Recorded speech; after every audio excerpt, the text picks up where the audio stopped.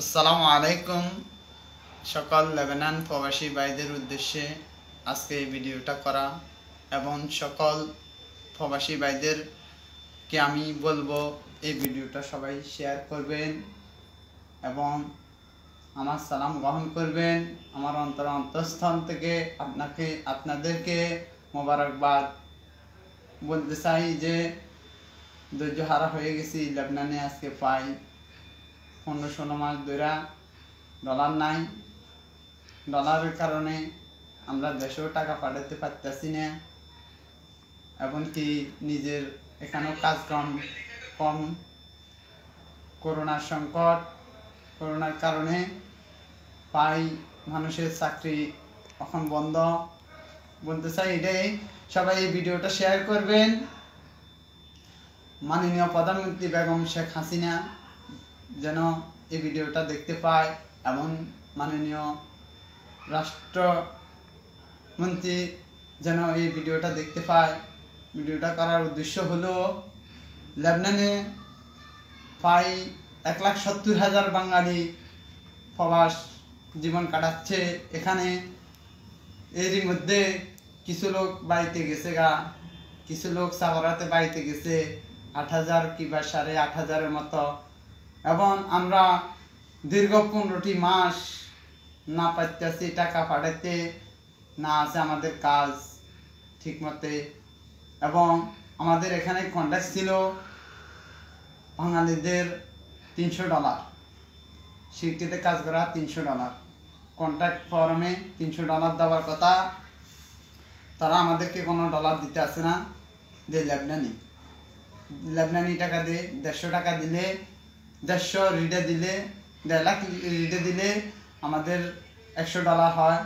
$100 বাংলা 8,500 বর্তমানে রেট। এবং দিন দিন এদেশের অবস্থা অনেক শোচনীয় হইতেছে, অনেক মানুষ না খাইয়ে মরতেছে এদেশে। এটাই করার উদ্দেশ্য বলতে লেবানন প্রবাসীদের উপর কোনো নজর আজ পর্যন্ত কোনো উপরে মহল দেয় নাই, না হলে আমরা এতদিন কষ্ট করতাম না লেবাননে।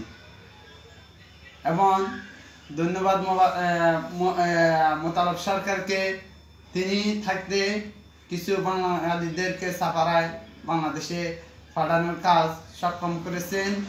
এবং ইতিমধ্যে আর কোনো খোঁজ খবর নাই আমাদের দেশে নেওয়ার জন্য। আমরা অনেক কষ্টে জীবনযাপন করছি লেবাননে। এবং আমাদেরকে ডলার দেবার কথা $300 না দিয়া হেরাদের লেবাননি 1.5 লাখ রিডায় এখন কিছুই হয় না। আগে আমরা বেতন পেতাম $300, এমনকি $400 অনেকে পাইতো। তো বাংলা হিসেবে 24,000 কিংবা নইলে 32,000 টাকা বেতন হইতো। এবং যে টাকা এখন বেতন দেয় এই টাকায় আমাদের কিছু হয় না। এখন $100 কিন্তু জালে আপনার 800 থেকে 900 টাকা পর্যন্ত লাগে। লেবাননি 900 লাখ রিডা লাগে, যার মধ্যে বাংলা 8,000 টাকা 8,500 টাকা কিনতে গেলে আর কি।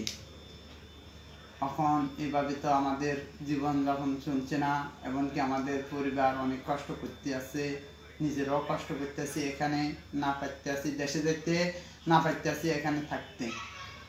আমরা চাই আমাদেরকে বাংলাদেশ প্রধানমন্ত্রী লেবাননের উপরে একটু সুনজর দেয়, এমনকি বাংলাদেশের দূতাবাস এবং সাফারা অফিসে যোগাযোগ করে হে খবর নেই কীভাবে আমরা জীবনযাপন করতে আছি।